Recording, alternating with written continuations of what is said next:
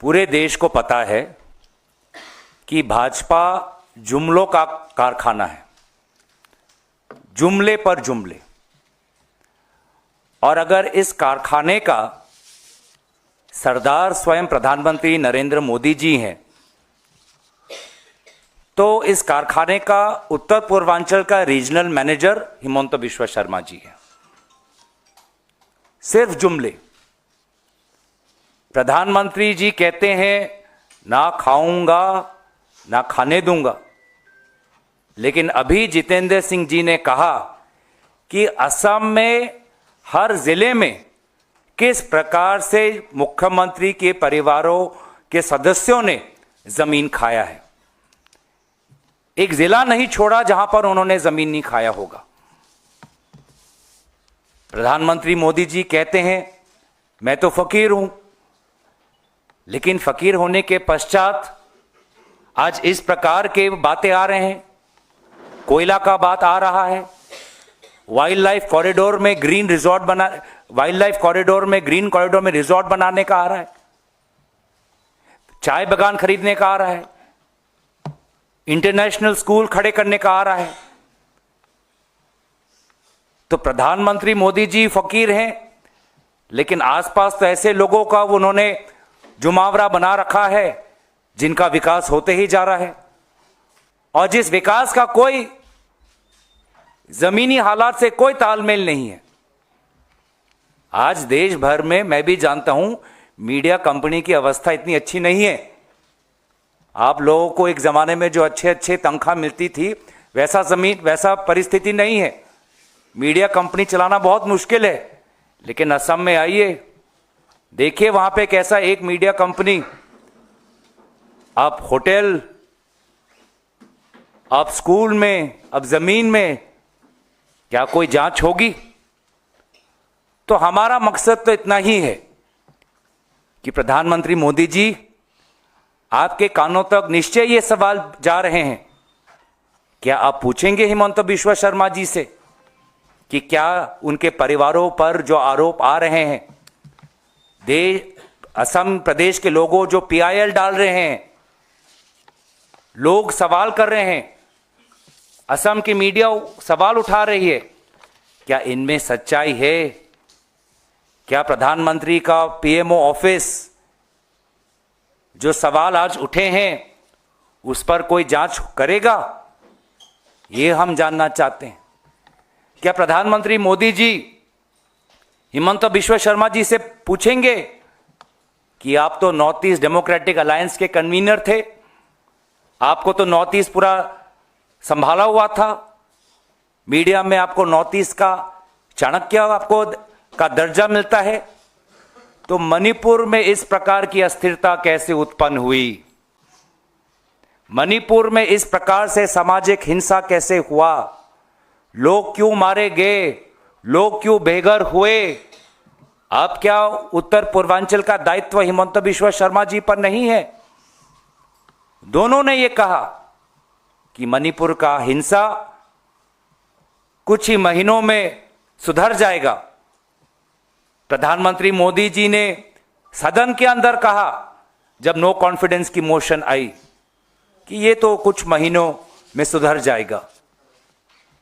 शायद उनको पूरी जानकारी हिमंत बिश्व शर्मा जी दे रहे थे, जिन्होंने स्वयं मीडिया के सामने कहा अरे मणिपुर का मसला ये हम संभाल लेंगे।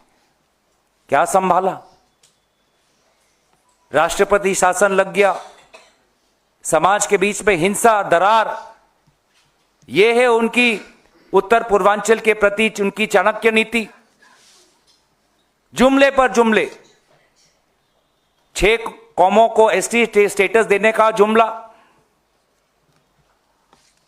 खुद सदन में गृह मंत्री अमित शाह जी ने सदन के मेज को थपथपाते हुए कहा कि जो काम स्वर्गीय राजीव गांधी जी नहीं कर पाए, असम अकॉर्ड के क्लॉज 6 नंबर दफा को इंप्लीमेंट करने में, वो काम उनकी सरकार करने वाली है। एक कमेटी बनाई, एक रिपोर्ट बनाई, जस्टिस बिप्लब शर्मा की कमेटी बनाई, और क्या पता है आज तक केंद्र सरकार ने उस कमेटी के रिपोर्ट पर अपना हस्ताक्षर भी नहीं किया।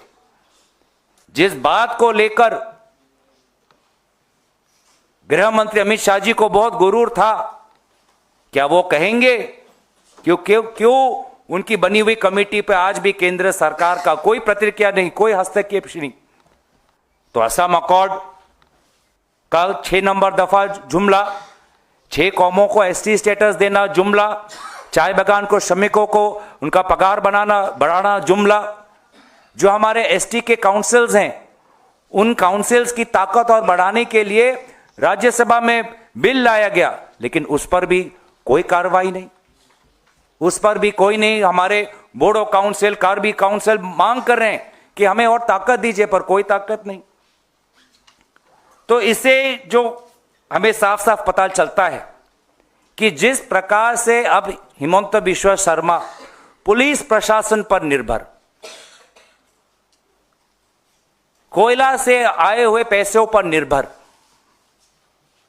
झूठ और अफवाह पर निर्भर, उनकी स्थिति कितनी कमजोर है हमें पता चल गया है। डरे हुए हैं, उनको उनके आंखों में देखिए, उनके आंखों में खौफ दिखेगा, उनके आंखों में अस्थिरता दिखेगी आपको। 2 कारण से, एक कि जो रास्ता उन्होंने अपनाया मुख्यमंत्री होने का, बैकडोर चीफ मिनिस्टर हो गए। एक स्थापित मुख्यमंत्री जो जनजाति के थे सर्बानंद सोनोवाल, उनको बड़े चालाकी से 2021 के निर्वाचन के बाद उनको हटाकर खुद जो मुख्यमंत्री के कुर्सी पर बैठ गए। क्या आने वाले महीनों में उनके साथ भी वो होने वाला है? क्योंकि बीजेपी के संगठन में, चाहे वो केंद्रीय हो चाहे राज्य में हो, जो बदलाव आ रहे हैं उससे साफ साफ संकेत है कि शायद प्रधानमंत्री को हिमंत बिश्व शर्मा जी के ईमानदारी पर सवाल है, उनके नेतृत्व पर सवाल है। तो अपने कुर्सी बचाने के लिए किसी भी हद तक वो जा सकते। और दूसरा उनके पास, उनके मन में यह खौफ है कि 12 महीने बाद असम में निर्वाचन होने वाला है, विपक्ष में बैठने का अवसर उनको मिलेगा। और जब वो विपक्ष में बैठेंगे, जब जनता उनसे सवाल उठाएगी, जिन सवालों का उजागर आज जितेंद्र सिंह जी ने किया, उन सवालों का जवाब उनके पास नहीं है। उन्होंने एक मीडिया में कहा कि रकीबुल हुसैन जी पर जो आक्रमण हुआ, वो उस आक्रमण को लेकर रकीबुल हुसैन जी जब कुछ चंद जिलों में जाएंगे तब उनको और पुलिस फोर्स भेजा जाएगा उनकी सुरक्षा के लिए।